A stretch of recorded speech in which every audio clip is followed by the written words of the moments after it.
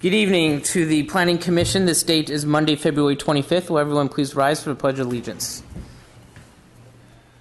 I pledge allegiance to the flag of the United States of America and to the republic for which it stands, one nation, under God, indivisible, with liberty and justice for all. Thank you very much. You may be seated. The actual approval of tonight's agenda needs to be done. Does anyone have any comments or concerns? Mr. Chairman, move for approval. Second. A motion second. All in favor say aye. Aye. Very good. For the minutes, the approval of the minutes for the February 11th, 2013 meeting. Does anyone have anything that they need to change? Any comments or concerns? As you know, it is short. Mr. Chairman, move to approve the minutes for the February 11th, 2013 meeting. Second. Motion second. All in favor say aye. Aye. Any opposed or any abstentions? I know I'm one of them. Is that it? Okay. Moving right along, we'll go right to the public hearings. We have a code amendment, a code maintenance amendment by the City of Eden Prairie. And Regina, I'm guessing that you are the one that will be discussing that for us. I have a short presentation that I'd like to go over. And Very then great. We can go over the recommendation. I'm actually going to walk over Absolutely. to the computer over there and the presentation.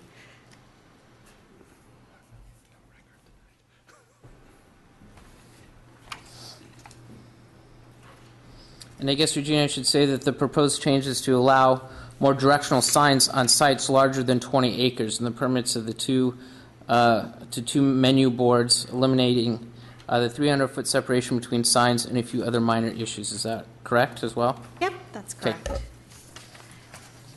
So, as you stated, that there's three main topics that we'll go over for proposed changes, and they're the menu boards, directional signs, and freestanding signs. And I'll go into detail about each one, and then there's some housekeeping items at the end. So, menu boards. Currently, we only allow one menu board per site for drive-through restaurants. So the proposed code change would allow for two menu boards. As you probably know, McDonald's has two menu boards for their drive-through, and that typically if someone today wanted two menu boards, they would have to go through a site plan review process and a planning and development waiver process or a variance from city code. So this would allow two signs without having to go through a public process. And as you can see, it's an industry standard that we've seen in not only in Eden Prairie but other cities. The second main change is for directional signs. Currently, the code allows for 36 square feet maximum of directional signs per site, and we also have a code requirement that each of those directional signs can be no larger than 6 square feet. So if you had 6 signs, each of those could only be 6 square feet. You could have multiple directional signs, but again, the total cannot exceed 36 square feet. The proposed change is to allow for sites that are greater than 20 acres to have 72 square feet. We still have that 6 square foot maximum, but they could have more signs. So an example of why we have the change or proposed change is sites like United Health Group. They're large campuses. ADC or now Optum has a large site. So it makes sense for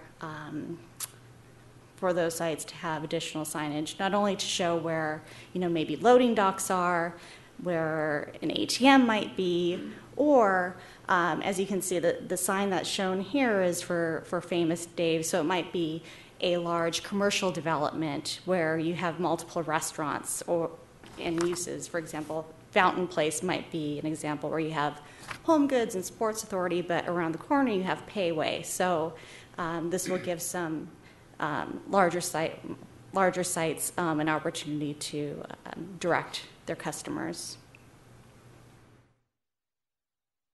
The next main topic is freestanding signs for small commercial lots. So currently in our commercial zoning district, we have a requirement that if you have two signs, they have to be a minimum, you have to have a minimum 300 feet apart from each of those signs. So that becomes an issue when you have a smaller lot. The lot that's shown here is Wedding Day Diamonds. And currently, there's a purple line that shows their current sign location, and then where a proposed sign location could be near their other entrance.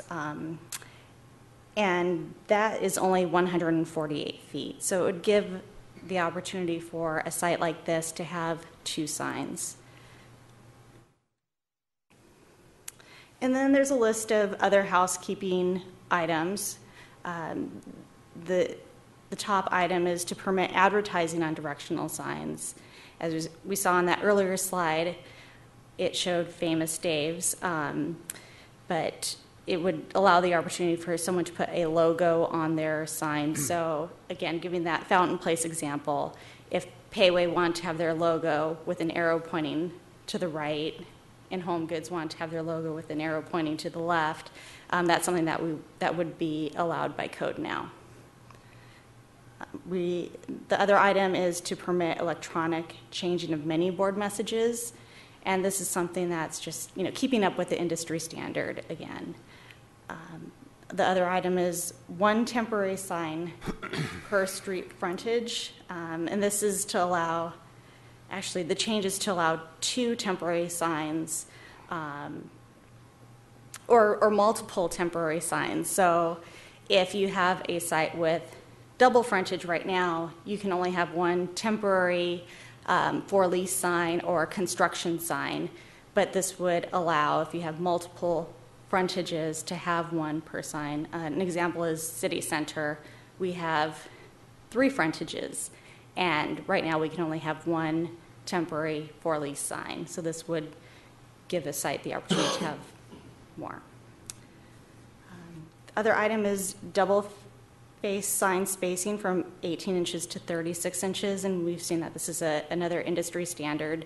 Signs are getting wider. This would also give the opportunity for someone to have more of a V-shaped sign when they have a for lease sign. Right now we get the question a lot from sign companies, can we do a V-shaped sign when we want to put a leasing sign up on a corner?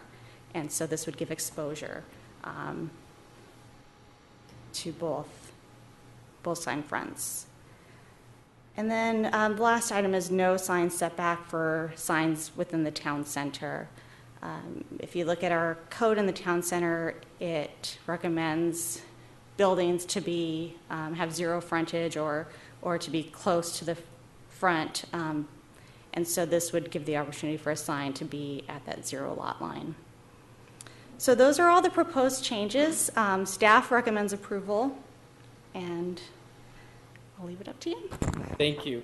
I do want to say for public record, too, the actual request is to amend the City Code, Chapter 11, Section 11.70 relating to signed permits, and adopted by reference City Code, Chapter 1, and Sections 2.99 and 11.99, which, among other things, contains penalty provisions.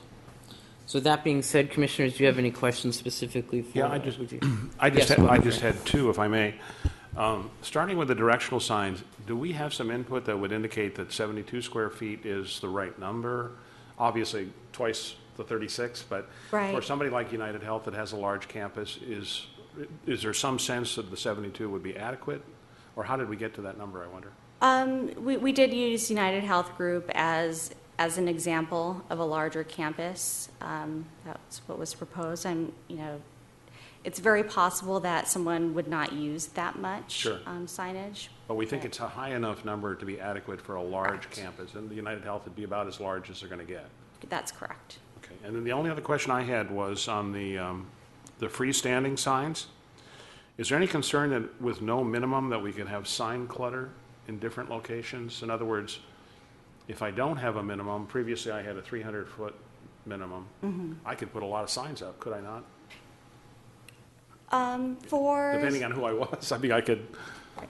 So if you had a larger site, you could still have 2 signs. So we felt that our current code is penalizing smaller lots. Sure. And really, if you use the Wedding Day Diamond property as an example, they have Flying Cloud Drive and I believe it's Crystal View. And you cannot see Crystal View when you're speeding down Flying Cloud Drive. So in that case, it makes sense to have two signs. And So I understand your comment about two signs, but if I'm reading this correctly, I might be not reading or understanding this correctly. If there's no minimum in the code, could I put 10 signs up? So the Or code, 20. yeah, the code still has a maximum requirement of two signs per commercial property, an 80 square foot sign and a 36 square foot sign. Missed that then, So okay. it just eliminates that 300 foot requirement. Okay, thank you very much. Are there any other questions? Regina, what does, if a place of business, and I'll say, you know, McDonald's, Burger King, fast foods, some shoe stores or whatever, do the painting in the windows that have different signs on there that'll say anything from, you know, BOGOs, buy one, get one, those type of stuff, or any deal of the days. What does that fall into when it comes into signs? Right. We do have a maximum code requirement of 10% of the window area can be covered with that type of sign. It's considered a sign that does not require a sign permit. So oftentimes you may go around town and see a window fully painted and it actually doesn't meet code requirements. It would be in violation of city code. So, but that does fall into the arena then of a sign. Yes, That's it does, considered to correct. be a sign. Correct. And what is code? Code is 10% of 10% of the window area that the tenant of the occupies. full window area. Right. Got it. Okay. I guess maybe just one other quick thing. The electronic changing only applies, from the way I read this, to menu boards, Correct. not to signage. Correct. So- we have a separate dynamic display section of our city code that Okay. covers that. Okay, thank you. Yep. Any other comments? No? Not seeing any. Seeing that this is a public hearing, is there anybody out in the audience that has any comments? Are you sure, sir? Okay. Very good. With that being said, I will entertain a motion. Mr. Chairman, move to close the public hearing. Second. A motion and second. All in favor say aye. Aye. Mr. Chairman, move to recommend approval of the amendment to City Code Chapter 11, Section 11.70 relating to sign permits and adopting by reference City Code Chapter 1 and Sections 2.99 and 11.9N, which, among other things, contain penalty provisions based on the staff report dated February 22nd, 2013. Second. We have a motion and second. All in favor say aye. Aye. Any opposed? Great. We pass and we'll move on. Thank you, Regina. Thank you. Good job. Moving on in the agenda, we'll go to the planners' reports. Are there any planner reports, Regina, that you have for us? I do not. Okay. Any members' reports? Yeah, just a quick See one. one? I attended the Citizens Advisory Committee for Light Rail. It was actually held here at the City Center last week, and they were going over they have now started the physical engineering process, the PE process for the line, and they're looking at different issues related to the line, and one of the major ones is the alignment through Eden Prairie, and they're looking to get the city is looking through the DEIS process. The top comment was that the line is not close enough to the town center or mall area. And so they're looking for new alignments to satisfy that need. And there's this series of scenarios that they sent out, and I've actually asked the city's engineering staff to present to this commission, which they sounded agreeable to. Okay. Either next meeting or very soon, they said. So I can follow up with them. And I believe their funding is still in place and on target for, was it next year that is funded through? It's funded, don't quote me on this, but I want to say it was through June it was funded, but they're still... This June. I believe so, but there may have been some other provisional funding to get them through the rest of the year as well. So I think it may be through the year. Okay. But the legislature may come through with the full funding in this Right. session with the quarter-cent sales tax that the governor's it. looking for transportation. I'm just curious, based on your attendance at these meetings and so on, is there a sense that the city of Eden Prairie has a pretty good voice in this process, or? I would say I'm pretty impressed with the process so far as allowing for public comment and as well as the city to provide their comments as well. The project office has done a very good job at identifying the issues, and they've actually, in my professional life, I actually attend the issue groups they put together relating to these. I think they identified 29 different issues along the entire line, So this, and Eden Prairie was actually, the alignment was the number one issue that they brought up. So this has been something that's got a lot of attention from their engineering staff. And that, just from the meetings I've attended, the city is very much has a voice Okay, thank in you. the say. Thanks. Well, we appreciate you going and keeping us updated. My Any pleasure. other questions? Yeah, I Go think ahead, one other Troy. thing too, I think the city staff has really stepped up too, in that they've gone out and really started to talk to the businesses and get their input up front about what their reaction is to various station locations. Great. And I think that has a huge impact on us coming Great. up with the right solution.